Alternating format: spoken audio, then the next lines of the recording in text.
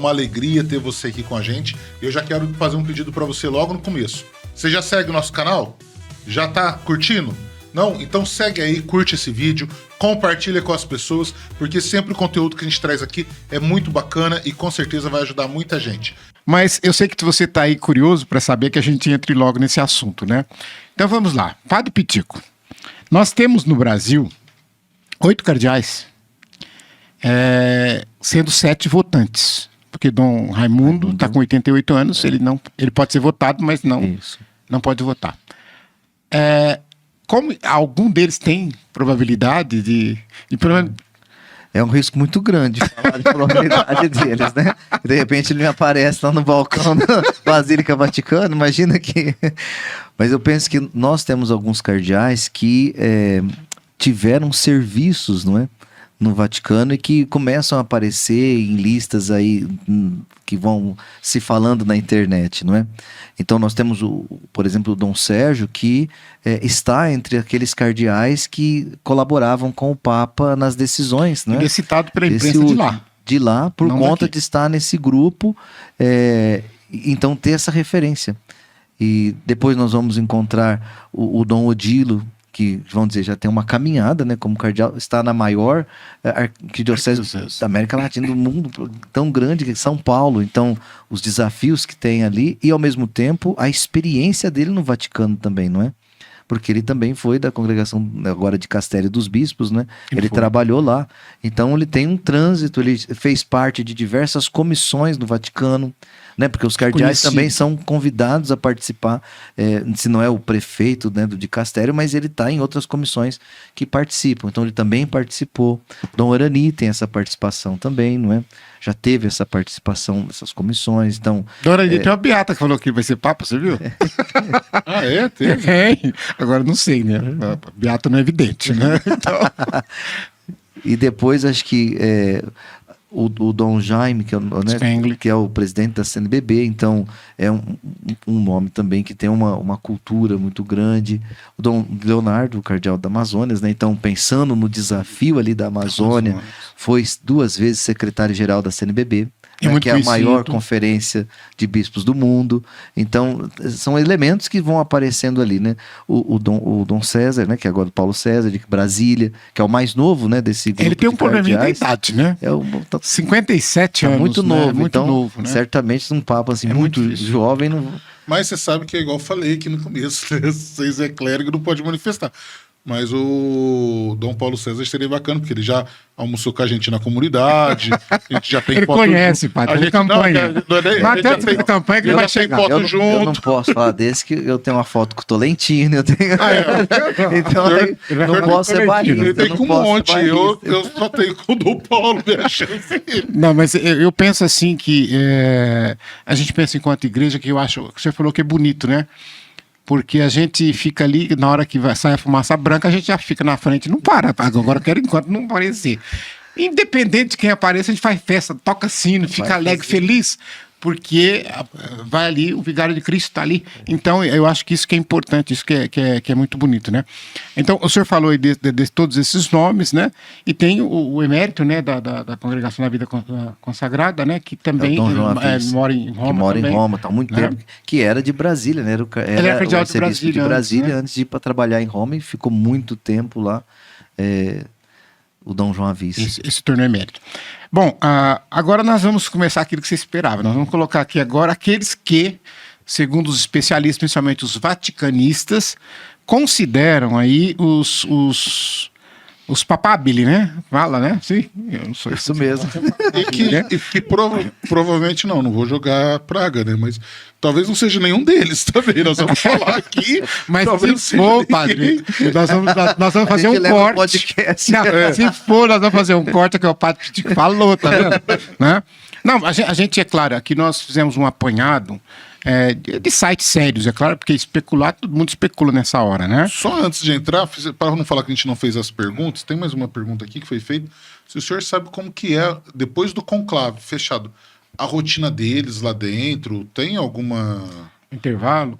Tem orações, tem momentos de eles oração. Não têm acesso mais ao mundo exterior. Tira internet, tira celular, tira internet, todas tem que essas tirar, coisas. Tem Wi-Fi não, viu? Não tem Wi-Fi funcionando. Tanto que hoje, né? Hoje, como na congregação determinaram que a data é dia 7 de maio, então, para que tudo seja preparado, então a Capela Sistina já foi fechada. Quem está visitando o Vaticano não vai passar na Capela Sistina. Eu não vou lá agora. Já foi fechada, então tem que fazer todo o processo de adequação da capela. A Santa Marta é onde eles ficam hospedados, então também vai ter de passar por esse processo, porque todos têm de ser hospedados ali. E trancados, porque eles não vão poder ter acesso. Então, o caminho que eles vão fazer da Capela Sistina para a Casa Santa Marta. Então, as votações... Nem com os funcionários. Porque eles servem, mas não tem conversa. contato. Isso é tudo instruído. Agora passa certamente por um processo de instrução, de tudo, né? E eles são trancados, né? Então, pensar que eles pede que o primeiro dia só tem uma votação, não é? E depois os outros são 4 votações, 2 de manhã e 2 à tarde. Então, nesse processo, nesse caminho, tem as orações, tem... Então, porque, vamos dizer, se antes nós vemos todo esse processo, nós rezamos por eles lá, trancados, né? Dentro, e eles vão manter essa de oração, vão comer, vão tomar café, vão dormir, e vão ter momentos de conversas, né? E vale entre ressaltar que, imagino eu, né? Como eu disse, a gente não tem noção, porque... Bom, noção a gente tem, que eles não estão ali só para votar, né? Eles estão ali, eles estão rezando, estão orando, estão conversando. Não tem os debates políticos, né? Parece assim, vamos colocar, vamos prender as cadeiras no chão porque vai ter um debate agora. Não Por isso que existe essas coisas. Penso que é sempre importante a gente acompanhar bastante agora essas congregações que vão acontecendo, e o site do Vaticano e o mesmo da CNBB sempre vão nos posicionando das homilias. Por exemplo, está na íntegra a homilia do cardeal do vigário de Roma hoje, do Reina, né? Está lá o texto, e muito bonito o texto dele. Em determinados momentos ele fala do perfil do Papa, então ele coloca esses elementos, estão lá. Então, seguir, por exemplo, a CNBB e o Vatican News, que vão nos dando a síntese. Olha, os cardeais tiveram a congregação hoje e foi apontado esse assunto, depois tantas intervenções assim, assado. Então, isso vai nos ajudando a acompanhá-los nesse processo, porque depois, quando entrarem para o conclave, de fato, ali está direcionado para eleger, para votar, para eleger. Realmente. Por isso que a missa que antecede é para a eleição do Papa. Então, se nós fizemos aqui tudo, agora nós vamos eleger. Então, para eleger, nós vamos celebrar juntos, e depois nós vamos entrar para se trancar lá e eleger. Então, estão lá para isso, né? E também, padre, o senhor falava de oração. Eu acho que são 2 dias, né? Aliás, primeiro dia uma votação, depois tem 2 de manhã, 2 de tarde, 2 dias. Se não chegar a um acordo, no terceiro parar. Aí é retiro. Tem um retiro. Olha que coisa bonita. Segue outro momento. Porque é sinal de que, né? Vamos dizer assim, precisamos, se não tem esse consenso, precisamos rezar mais. Então, é regado por uma espiritualidade, né? Sim.